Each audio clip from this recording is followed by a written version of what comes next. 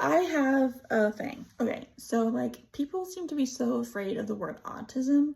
It's like if I say that something is because of autism, people think that I'm internalizing. They think that I'm implying that, oh, there's a limitation or I can't learn something. Like the other day, someone said, oh, this person has sticky fingers. And I was like, their fingers are sticky? And they're like, no, like she's stealing things. And I was like, oh, that's my autism. That's my literal thinking. And later this person was like, yeah, every time you say the word autism, I know that you're internalizing it. And I didn't think of it until last night. And when I thought of the sticky fingers example, I was like, I'm not internalizing it. I am being so literal. Well, I'm a very literal person. I think literally, I speak literally. So when I literally say, oh, this is my autism, I'm just saying that. That's all I'm saying. I'm not saying, oh, there's a limitation. I can never learn idioms. I'm not saying that I'm imperfect. I'm not saying that I, have a disability. I'm not saying that, I'm not saying any of those things. I'm literally just saying this is because of autism. That's it. That's all I'm saying. But this person seems to not like it when I use the word autism, but other people will use the word OCD. So OCD is okay. Like some people I know, they will take crayons and put them in rainbow order. And I do that with some stuff too. When I used to babysit for this boy, they had these magnetic blocks and I would, every time I put them away, I would put them away in rainbow order. It was just a thing that I like to do.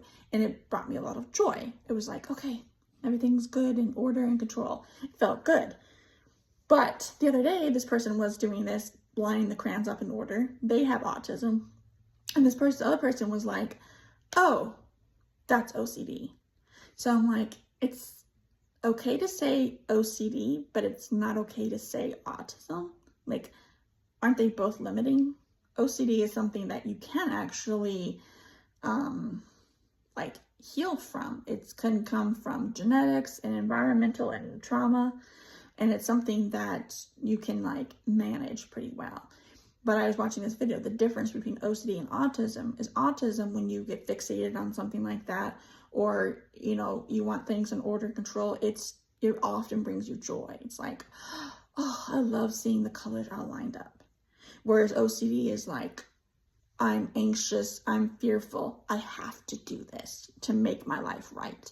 So it's a difference. This kid, he does this, it's a kid. He does this all the time. Not gonna post this video.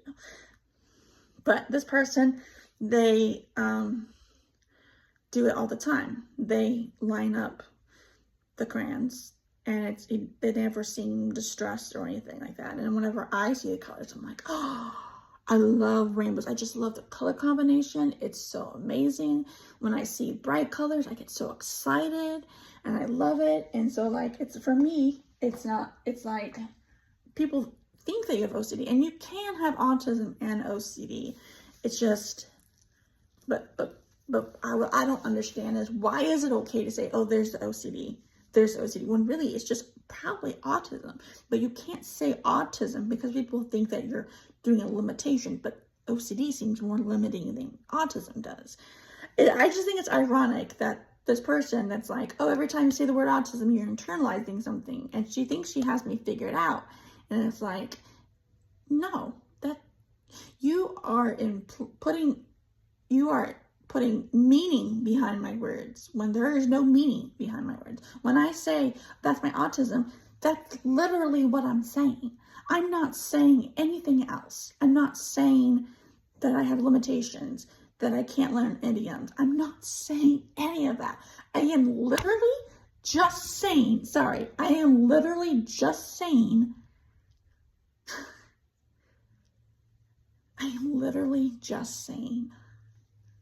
that it's because of autism. That's all I'm saying. I have no hidden agenda. I'm not internalizing. The only time I could think of when this person told me that I internalize it when I say autism, she said, you've been saying a lot. Have you noticed? I was like, no. There was only one time I noticed, and I could kind of understand because someone wanted feedback and I didn't feel comfortable with it. And I said it was because of my autism. But I mean, I don't like being put on the spot and stuff like that. So, this hair my hair is usually not this crazy. It's usually, if I wear my hat, there we go, here we go, flatten it down. I should have done that before I started shooting, but I really should have done my hair, but I didn't want to because I just wanted to get it out. But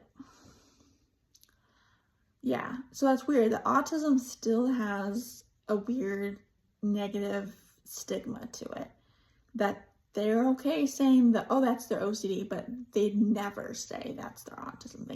I've never heard them say it. And when I say that's my autism, it's like, you can't say that. I'm like, and then I was talking to ChatGPT, and it's like, well, you can change your language. I'm like, why do I have to do that? Neurotypicals don't ever have to change their language. It's always the neurodivergent people that have to change. Why do we always have to change? I would love to have a center for neurodivergent people, kids, adults, whatever. And you can just be yourself there. We have like a loud room, a quiet room, art room, whatever, like a sensory room. Just, you can, because what I have a hard time with is telling kids to be quiet when they're trying to express themselves. And it's like, I don't like that. I'm constantly telling them, be quiet, be quiet, be quiet, be quiet. I mean, I don't remember if I was a loud kid. I know that I was a chatterbox. I talked to everybody in my family all the time. But I remember as an adult, I laughed one time and my mom said I was laughing too loud. And I used to mask my laugh. I've been masking for like all my life. So, and I was diagnosed with autism at age 34 and I'm 39. So it's been 4.5 years since I've been diagnosed, which isn't that long at all. And I wasn't diagnosed with ADHD, but I got a psych eval and the doctor said that I most likely had ADHD because I was getting a second opinion because I was originally diagnosed with bipolar during the pandemic and I didn't agree with that. And I've been on antipsychotics for like 5.5 years. And I was like, I don't think I have bipolar because I've met people that have bipolar and I don't experience those things. So I did a second opinion. And like I said, they said that it was most likely ADHD, and based on my history, it's not bipolar. So this summer, I am going off of those antipsychotics to see how it is.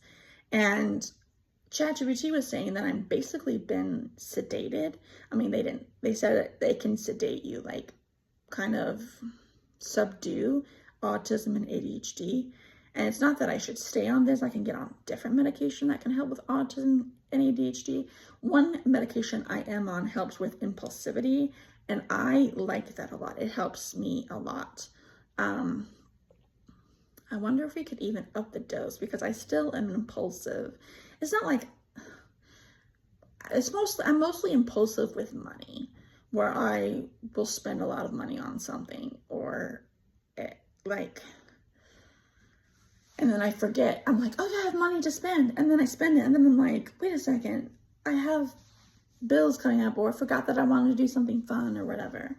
And so I live paycheck to paycheck and I don't like it. And then like my dog died a couple months ago and I paid for putting him down because I put him down because he was in liver failure and not doing well.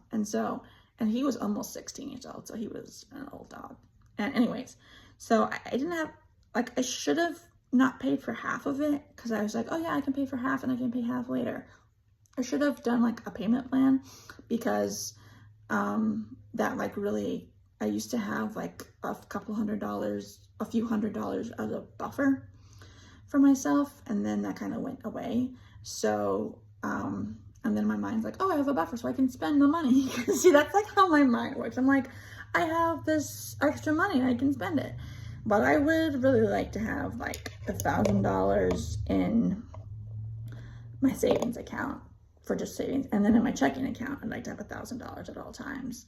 And then anything extra that way, well, more than 1,000 actually, because that wouldn't even cover 2 months of rent. Anyways, Well, it would cover rent, but it wouldn't cover utilities. I included my utilities with my rent because I pay it to the same person. Pay it to the landlord, so.